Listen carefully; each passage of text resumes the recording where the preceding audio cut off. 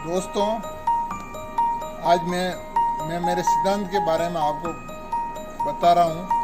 आपको मतलब मन में विचार आया होगा मेरे प्रति कि मैं किस सिद्धांत का आदमी हूँ। तो मैं आपको बता रहा हूँ कि मैं ना आर्य समाज के सिद्धांत का आदमी हूँ। आर्य समाज एक संस्था है, तो वो क्या तर्कों पे आधारित है, न कि मतलब परंपरा पे आधारित है। ये मतलब तर्कों पे आधारित है। महर्षि दयानंद सरस्वती ने आर्य समाज की स्थापना की थी। उन्होंने 10 अप्रैल 1875 को स्थापना की थी।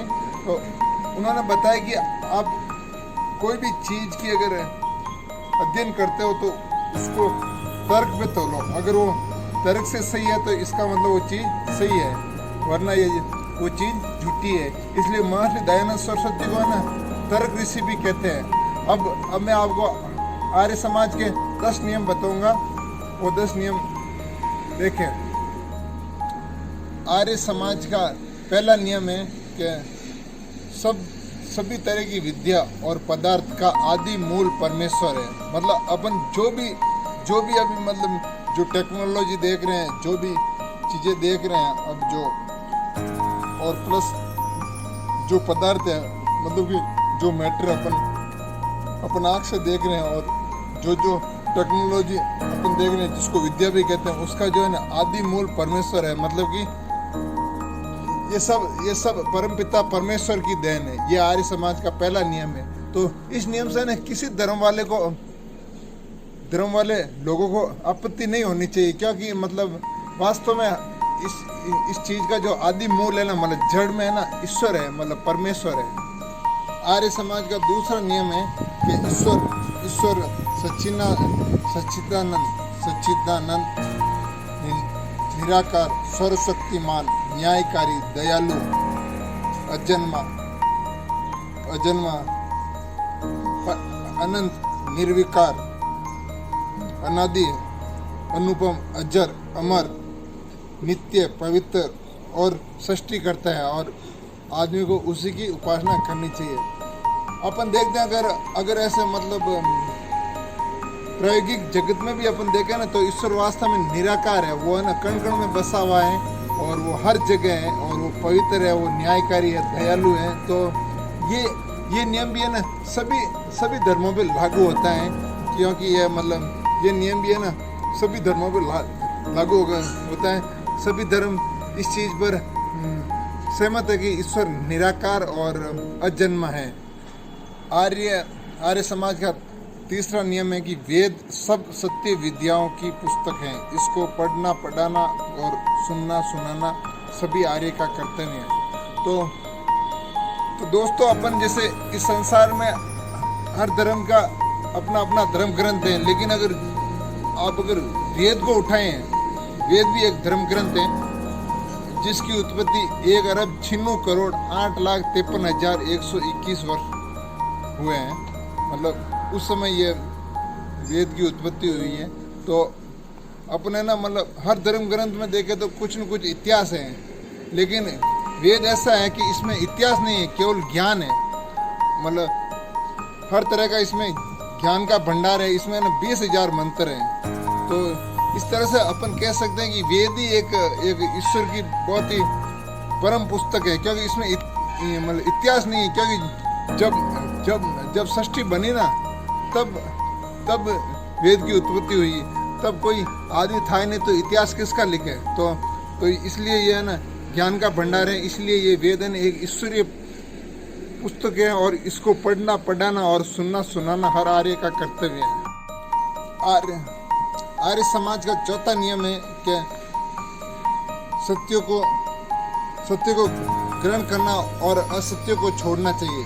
ये तो हर धर्म वाले कह रहे हैं। तो ये मतलब हर धर्म वाले कह रहे थे कि मतलब सच बात है ना वो पकड़ना चाहिए। अब हम नॉर्मल वे में भी अपन देखे थे कि भाई हाथ पर हालना मतलब सच ने पकड़ना चाहिए और झूठ ने छोड़ना चाहिए। मतलब अपनी झूठी बात मत नहीं हालना। तो ये मतलब आर्य समाज का चौथा नियम है।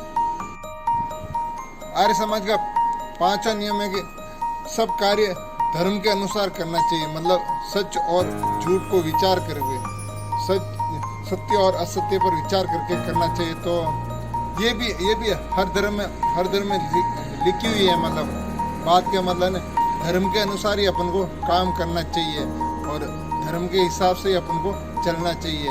ये आर्य समाज का 5वां नियम। मतलब संसार का आर्य समाज का 6वां नियम है कि इस संसार का उपकार करना ही ये मुख्य उद्देश्य है। तो उपकार मतलब भलाई करना समाज के, जैसे मतलब शारीरिक उन्नति, सामाजिक उन्नति और आध्यात्मिक उन्नति, ये तीनों उन्नति ये मतलब ये समाज का मुख्य ध्येय है। आर्य समाज का 7वां नियम है सबसे प्रेम पूर्वक और धार्मिक तरीके से सभी के साथ व्यवहार करना चाहिए। मतलब सभी से ना प्रीतिपूर्वक और धार्मिक तरीके से व्यवहार करना चाहिए। धर्म के अनुसार यथा योग्य व्यवहार करना चाहिए। यह आर्य समाज का 7वां नियम है। आर्य समाज का 8वां नियम है अविद्या का नाश और विद्या की उन्नति करना चाहिए। अविद्या मतलब अज्ञान का नाश और विद्या मतलब ज्ञान में वृद्धि। मतलब अज्ञान को खत्म करके ज्ञान में वृद्धि करना चाहिए। ये भी एक है ना धार्मिक आदमी का कर्तव्य है कि वो आदमी में जो अज्ञान गुस्सा है उसको खत्म करें और उसमें ज्ञान की वृद्धि कराएं। यह आर्य समाज का 8वां नियम है। आर्य समाज का 9वां नियम है केवल अपन की उन्नति से ही संतुष्ट नहीं होना चाहिए, बल्कि सभी की उन्नति में अपनी उन्नति समझना चाहिए।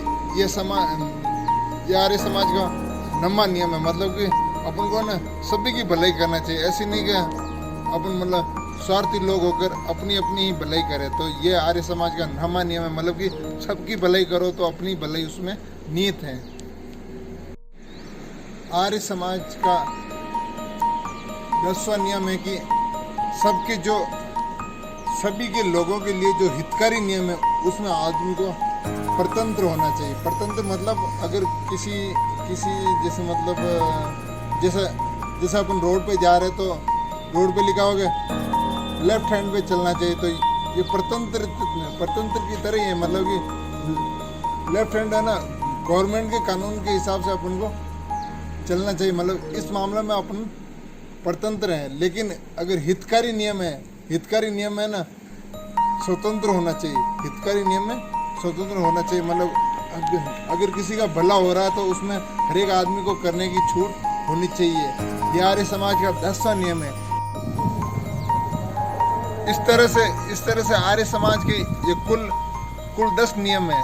तो महर्षि दयानंद सरस्वती ने 1875 में जब आर्य समाज की स्थापना की थी, उन्होंने नियम इस तरह बनाए कि कोई भी आदमी है ना ये नियम मानने से इनकार नहीं कर सकता था। कोई भी धर्म वाला ये नियम मानने से इनकार नहीं कर सकता है। इस तरह से अपन देखते हैं कि आर्य समाज बहुत ही तार्किक समाज है। मतलब हर चीज़ को उन्होंने तर्क पे तोला है। और अगर इसी तरह आदमी भी अगर तर्क पे चले ना तो उसकी जिंदगी उत्थान की ओर चलेगी। जय भारत, जय आर्यवर्त।